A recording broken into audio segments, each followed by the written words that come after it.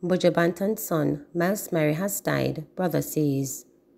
Miles Mary, the 20-year-old son of reggae dancehall icon Mark Buju Banton Mary, has reportedly passed away.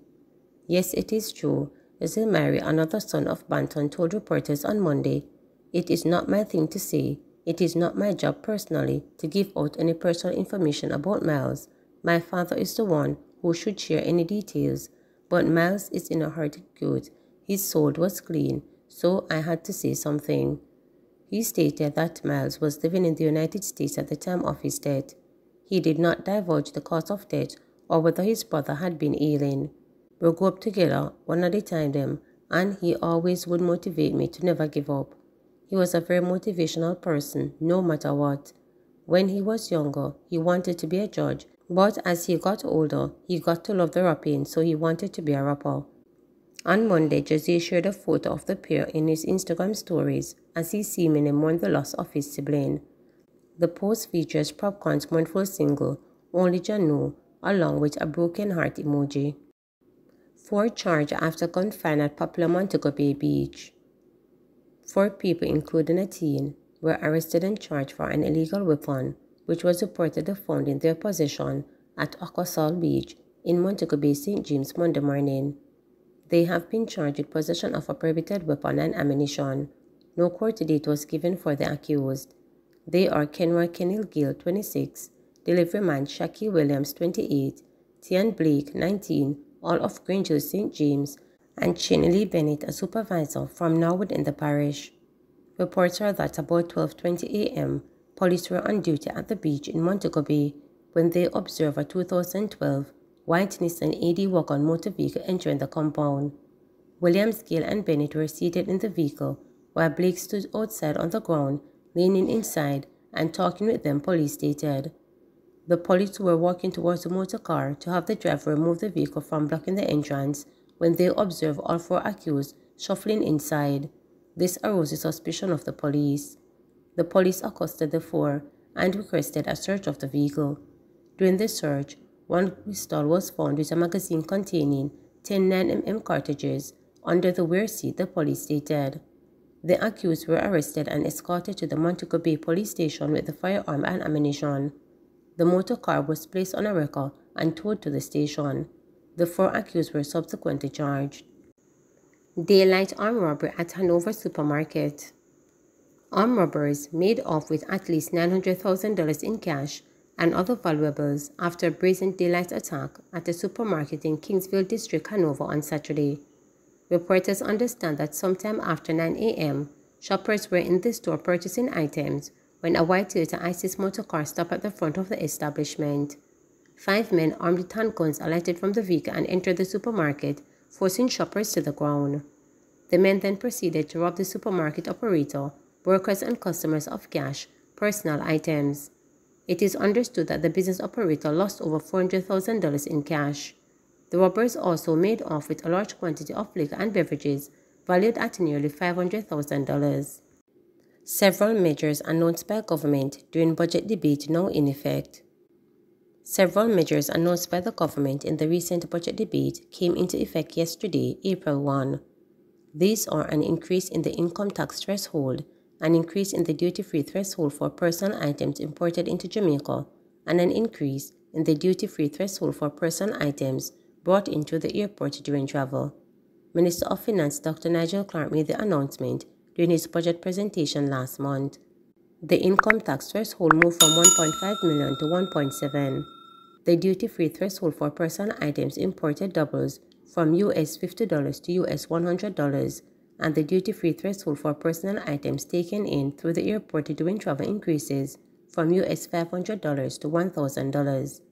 Dr. Clark said the implementations are a fulfillment of a commitment made in 2019 by the government to review and modernize Jamaica customs. Meantime, the increase in the income tax threshold is a fundamental of a commitment made by the Prime Minister Andrew Holness. The Prime Minister, during campaign for the local government election earlier this year, dubbed the move 1.5 2.0. Betrayed.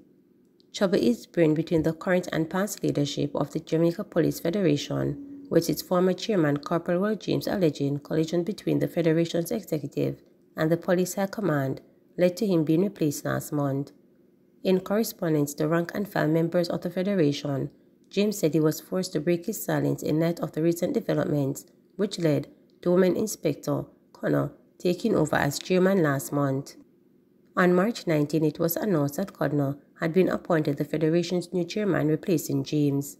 Corporal McBean was also replaced as General Secretary by Constable Marat.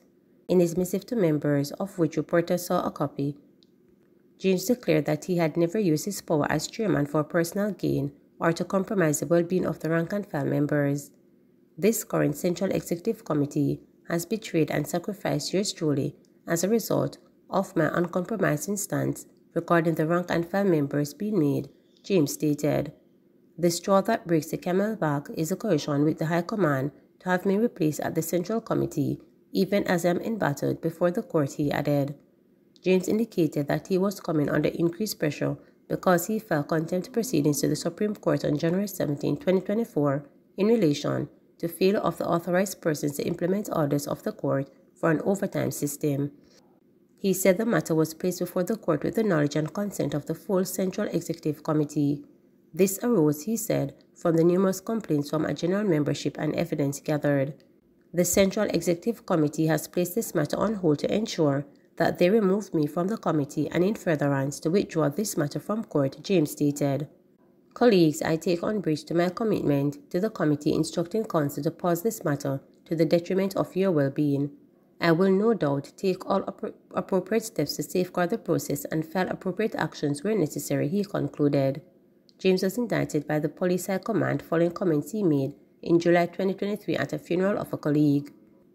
The Federation's now former chairman had criticized the Police High Command for not paying police personnel sums of their overtime. James has been granted leave by the Supreme Court to go to the Judicial Review Court to channel the injunction. In granting leave in November last year, the judge also granted a stay of injunction so that James could return to work. However, the Court of Appeal set aside the stay of indictment granted to James by the Supreme Court. Efforts to reach McBean or members of the new leadership of the Federation for comment were unsuccessful. JCC calls for greater use of soft power in the conduct of the nation's business. The Jamaica Council of Churches, JCC, through its president, Bishop Christine Gooden, has welcomed the tabling of the Auditor General's AG report in the House of Representatives on Tuesday, March 26. The reports were tabled nearly 2 months after they were first sent to Parliament in late January, based on controversial ruling by House Speaker Juliet Holness. Her ruling and her refusal to share an opinion from the Auditor General, which she has guided her decision about how reports from the Auditor General's Department and the Integrity Commission should be tabled, led to walkout of the House of Government members on March 19. This was after Opposition Leader Mark Golding criticized the independence of the Speaker, who is the wife of the Prime Minister Andrew Holness.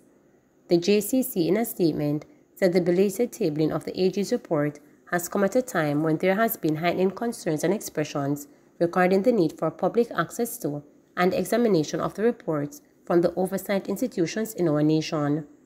The influential Umbrella Church Group said it was deeply concerned with the direction in which the proceedings of the Parliament have transpired and how matters of the delicate nature had been handled. We note that some important constitutional and procedural questions have been raised and wonder if some of these could be resolved by greater levels of dialogue and disclosure. In this regard, the nation awaits the benefit of the willingness of our leaders to share the legal opinion from the Attorney General regarding the tabling of reports, stated the JCC. Further, we look forward to outcomes in the near future that will stem the tide of mistrust of our government and its leaders, as we believe that the high levels of mistrust that exist in our society can only lead to more deviance, disorder, and non-compliance, the JCC added. It said the nation looks forward to the promotion of the common good from the highest political authority in the land, the Parliament. Therefore, we beseech the parliamentarians to encourage and display the deepest sensitivity towards collaboration and collegiality. We also earnestly encourage our leaders to engender a strong appetite for dialogue and consultation, even as the constitutional power of discretion is exercised. Further, we humbly encourage them to practice a model of leadership that privileges of the ethic of the community, prioritizes national and public interests, and portrays cardinality and cooperation. The JCC drew on the words of the prophet Micah, who declared, "He has shown you, O mortal, what is good, and what does the Lord require of you, to act justly, and to love mercy, and to walk humbly with your God," they stated. We reiterate the fact that the Church is committed to praying for the political leaders of the nation. This is a Christian mandate which we will unequivocally observe and obey, Gordon stated. Please remember to subscribe, like, share, and click the notification bell for daily updates.